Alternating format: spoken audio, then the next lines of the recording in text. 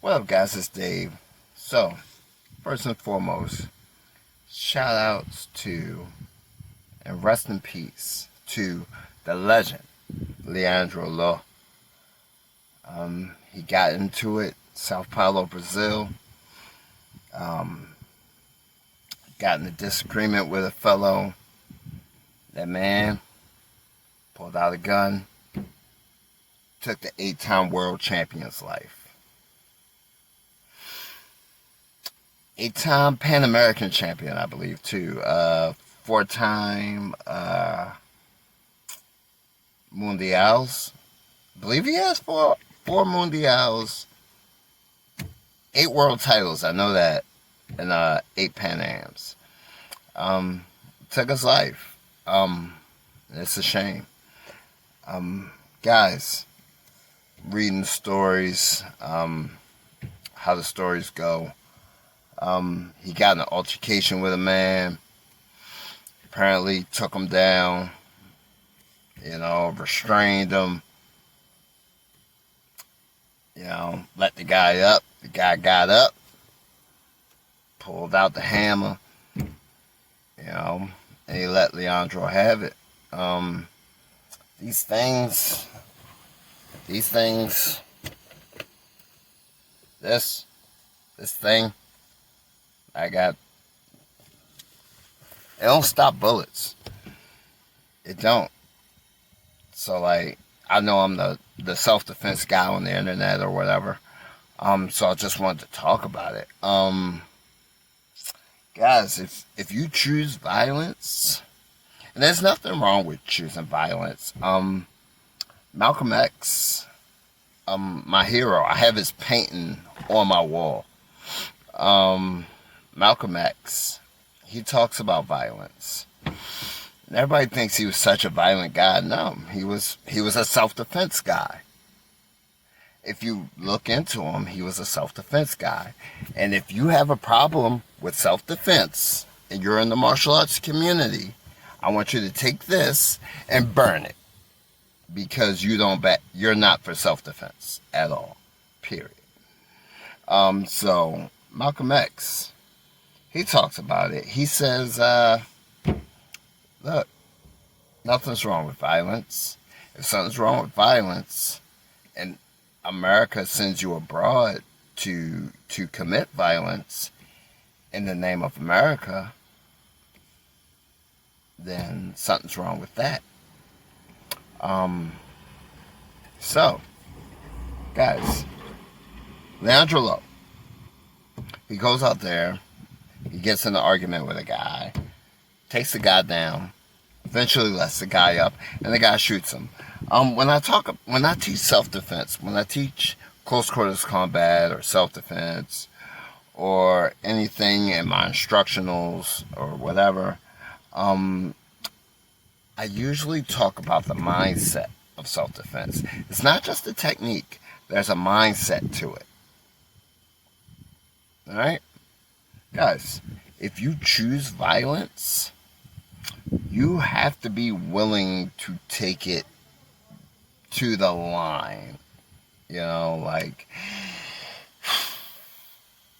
have to be more than willing to kill this guy. Because these are the things that happens when you just take a guy down and restrain him, and you're trying to be all peaceful and this and that and the third. These are the things that happen. This guy, his anger didn't disappear. His desperation didn't disappear. He's going to get up and he's going to want to do something. All right? He's going to get up and he's going to pull that knife. He's going to pull that gun. He's going to do something. He's going to sucker punch you. At least sucker punch you. I have a video on my YouTube channel about that. I showed a video of it. Of you letting the guy up and him sucker punching you. So why would you think that the guy wouldn't get up and pull a gun if he had one? Guys, If you take it to if you take it to violence, and props to everybody who speaks the language of violence, who went out and got their blue belt, their purple belt, their brown belt in Brazilian Jiu-Jitsu, and they can speak the language of violence, but choose not to. Shout out to them. Alright? But when you speak that language, when you've tried to diffuse the situation, you've tried to walk away, and you've tried everything, and this person just wants to speak violence, you gotta be able to speak that language. Alright? You can't speak French and they speak Japanese and y'all think y'all gonna have an understanding. You're not. But when you both of you speak the language of violence, then we can reach an understanding. Now, if Brother Leandro would have took this guy down and choked him unconscious, he would still be with us today. But modern jiu-jitsu is about taking the person down and controlling them and trying to diffuse this thing. And let me tell you, that's not how it's going to happen in the street. That's not what's going to happen in the street. Alright? When you pick your jiu-jitsu school, you need to ask the instructor, where did you grow up? Where did you grow up? If he says, oh, the white picket fence community, I had the 2-car garage, both parents, and they're walking my dog and watering the lawn and all that. Walk out of the school, because he is preaching from a place of theory. He's talking about theory. He has never had to apply any of this in a real situation. Never.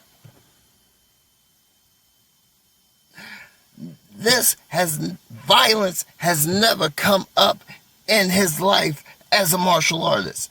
Ever. In his life. Period. Now you come to me. Hey Dave, you're a black belt in jiu-jitsu, that's great. Where did you grow up? Oh, West Baltimore. Yeah, you seen that TV show The Wire? Yeah, that was my neighborhood. Yeah, I grew up there.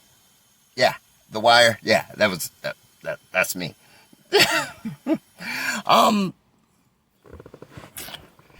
Just and not to say that I'm some badass or something. It's just that I'm not working from a place of theory. I'm working from a place of I actually had to do this. I actually been in a situation fighting multiple people. So when you come to me with a theory, I can then bless it or debunk it right there on the spot, because I've been in it. I've been there. I've fought multiple people. I've had guns pulled on me. I had knives pulled on me. And I can now debunk your theory. But a lot of instructors can't do that. See, I'm a street guy with a black belt. I'm not a black belt pretending to be a street guy.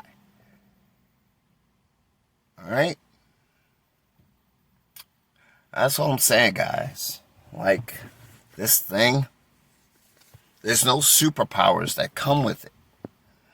There are no superpowers that come with it. There are no superpowers that come with it. There was another gentleman.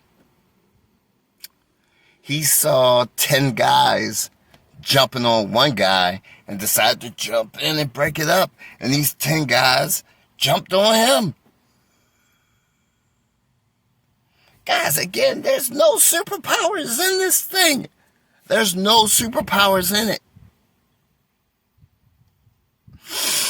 So, if you decide to jump in, understand you're going to be fighting 10 guys.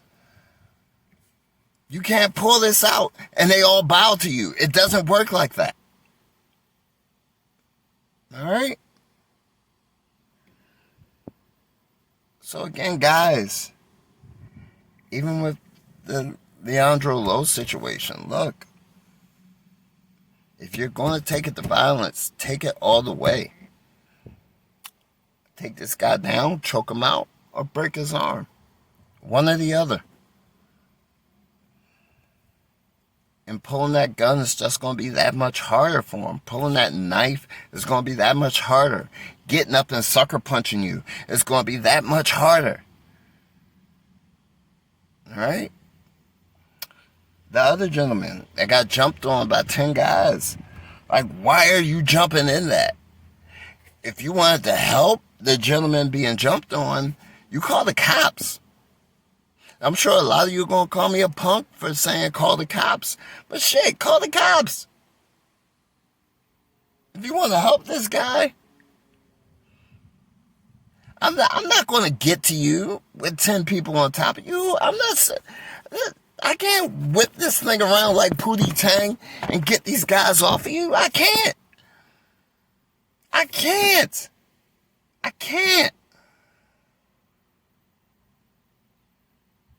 I'm going to call the cops. I'm going to take a video. Not for World Star Hip Hop. But for the investigator later. If I want to help you out. If I want to help.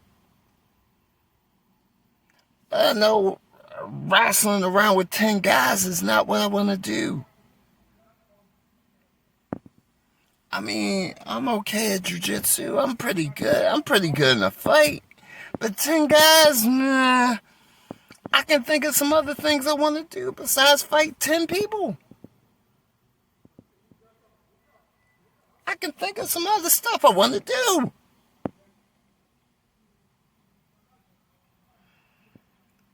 I mean, guys, my black belts in this community, my brown belts, my purple belts, my blue belts in this community, I need you to understand the mindset of self-defense.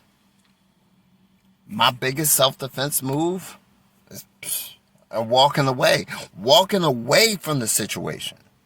That's my first move. And then after that, if this gentleman, this person only wants to speak violence, if that's the only language they speak, I'm fluent in the language of violence. But understand, I'm not going to play around with this language. I'm going to speak it and speak it articulately. All right?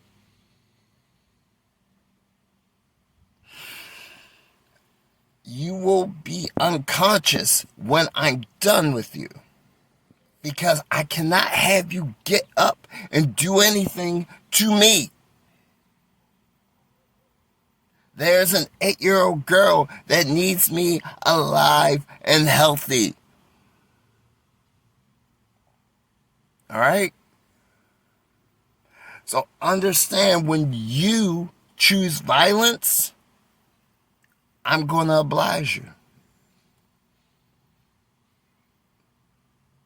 I'm going to give you all the violence you want.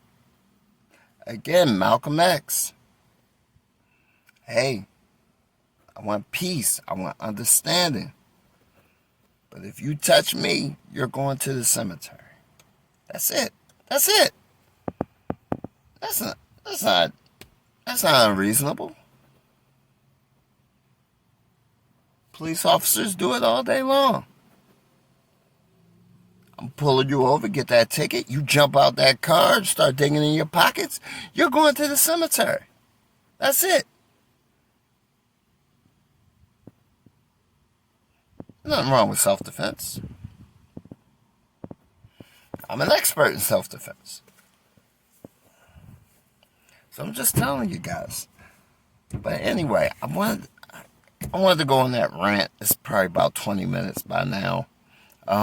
Rest in peace to the bro, Leandro Low. Guys, I mean, understand, this is not a superpower. You know, it's an achievement. It's a symbol of what you have up here. But understand the mindset of self-defense. Try to walk away. Try to find peace.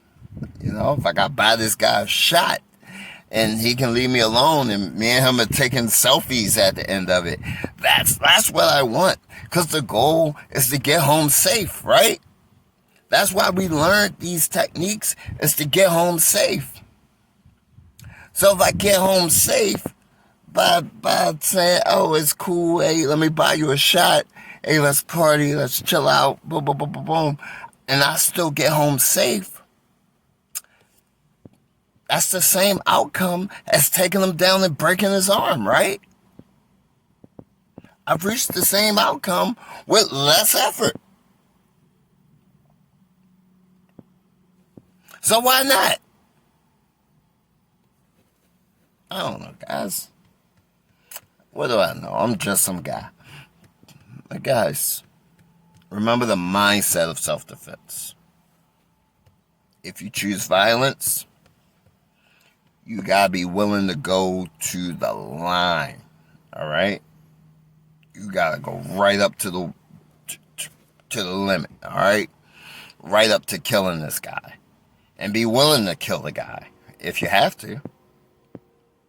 If you have to kill him. I mean, you choke this guy out and proceed to walk away. And he jumps up, he's got a gun.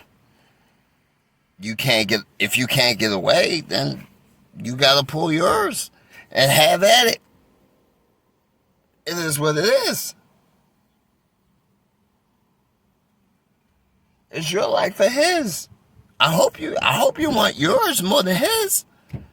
I hope you want to go home to your family more than he wants to go home to his family. I hope so. And he's the one that started it. He's the one choosing violence. But I hope you want to go home more than him. I hope. I hope so. All right, guys. That's my rant. Dave, peace.